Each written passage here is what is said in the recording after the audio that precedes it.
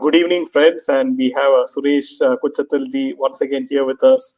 We'll be discussing a lot of interesting topics today, especially with regards to the winter session which is underway, and also about what is happening in Pakistan and much, much more. Welcome, Suresh ji. Thank you. Namaskar. Yeah. So, also with regards to the National Herald case, and there's a fresh FIR against the Gandhis. And also, my question is it was Dr. Swamy who initiated this National Herald case, Yeah, but he is quite silent about this new development, and his all his focus is on Modi ji, right? obviously, when Subramanian Swamy did not get his Rajya Sabha seat, actually, once it was not renewed for him because he was a Rajya Sabha MP, courtesy Modi ji, but he never got a second chance for it. And that is when he became damn upset. He started his campaign against Modi ji, including a dirty tweet recently that he did, in which he's claimed something to the range that Modi ji's photographs are with the Americans and all that kind of nonsense. And promptly, somebody would have told him that he would be pulled into the police station, a case would be filed against him, and he immediately deleted the tweet. This is a man who, at one time, tied up with Jayalalitha and pulled down the government, the BJP government. Don't forget him. Never forget him. He's a chameleon. He does things when it suits him, and he doesn't do things when it doesn't suit him. And that's it. Simple as that. He wanted to kind of get Sonia Gandhi and Rahul Gandhi to agree to his terms and conditions, make him an MP, but they didn't fall for the bait, so he filed a case against them. But he never thought it will go to the logical conclusion. He thought it will get stuck in the bureaucracy somewhere.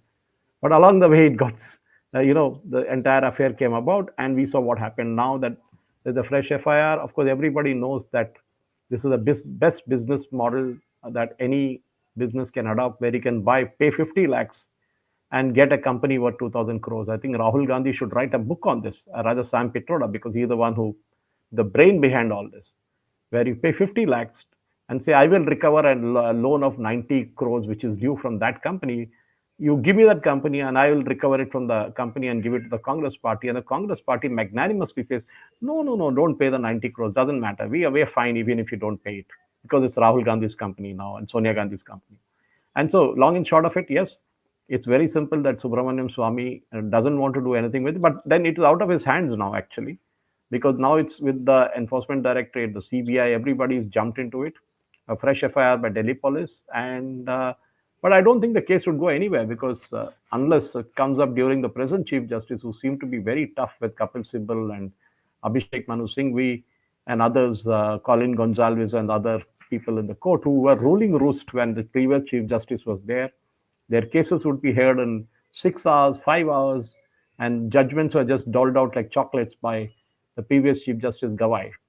And now the present Chief Justice is asking questions about Rohingyas, about whether to give them red carpet treatment, whether the opposition wants SIR to be called up. He said, no choice, no chance, SIR goes on.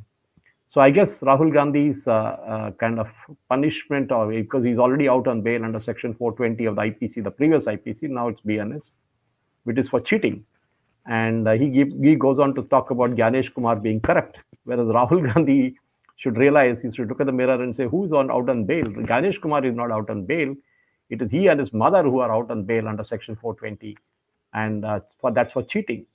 And he should answer that question first. And I guess Subramanian Swamy is out of the equation now, Jaydev. He's a non-entity. He's at best a loose cannon, as we'd call him. And people have begun to ignore him, because it's like, the old story about a young boy who keeps on saying, Sher aaya in a village. And there's no share at all. And finally, when the share comes, nobody believes it. And that is what happens. And this is a typical case with Subramanian Swamy. He's a publicity seeker. The only unfortunate thing is that people say that I look like him, but I'm not his long-lost brother. But that is all fine. But Subramanian Swamy is a gone case in Indian politics. Just forget him. Alt, control, delete. That's it.